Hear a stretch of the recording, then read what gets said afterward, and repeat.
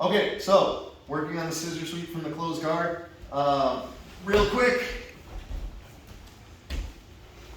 our whole thing is to pull the person over and in front. So all of their weight is on one leg, okay?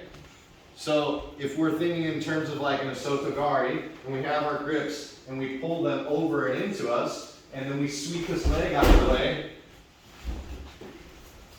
we're doing the same exact thing on the ground from the closed guard when we're doing the scissor sweep.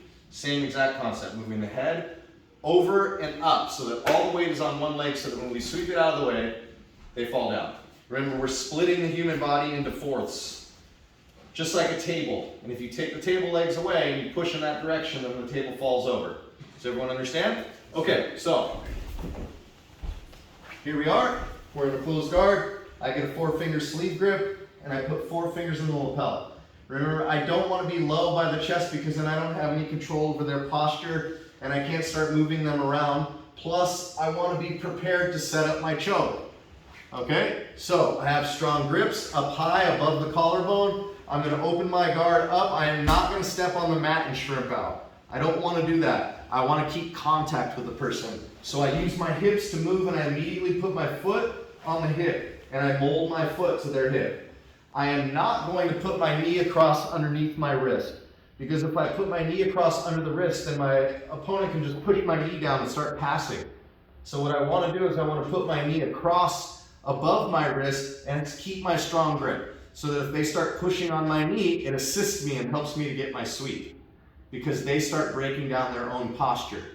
Okay, my foot is hooking their body over here. It's not just hanging out all loosey-goosey. It's hooking their rib cage, hooking their lat muscle. Now I'm going to extend away and build to my elbow.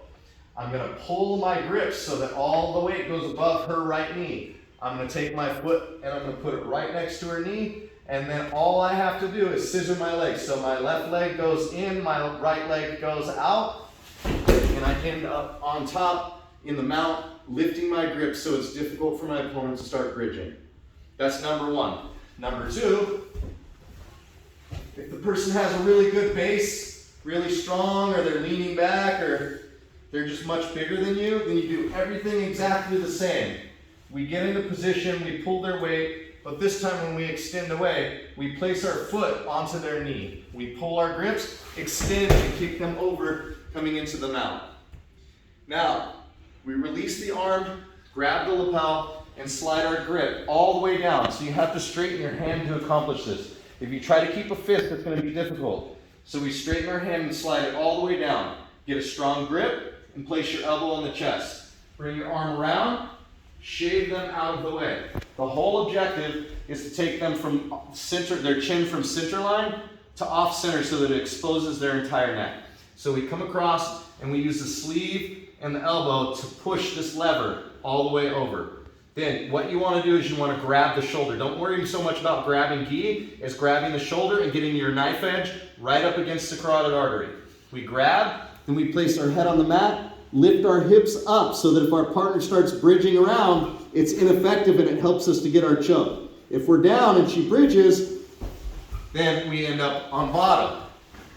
So we set our grips in place, our head goes to the mat, hips up, elbows to your side.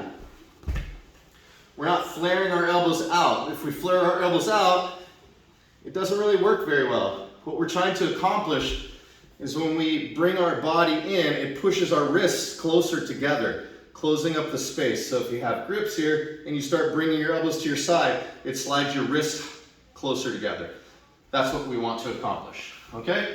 So that's number one. Number two, say we finished our sweep and we don't want to choke them, we want to break their arm instead.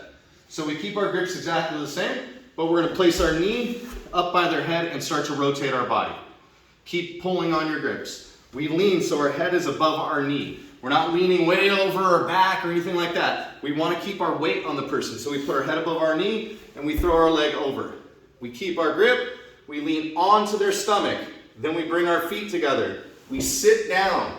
We don't go flopping backwards. Once we sit down, we lift everything into position.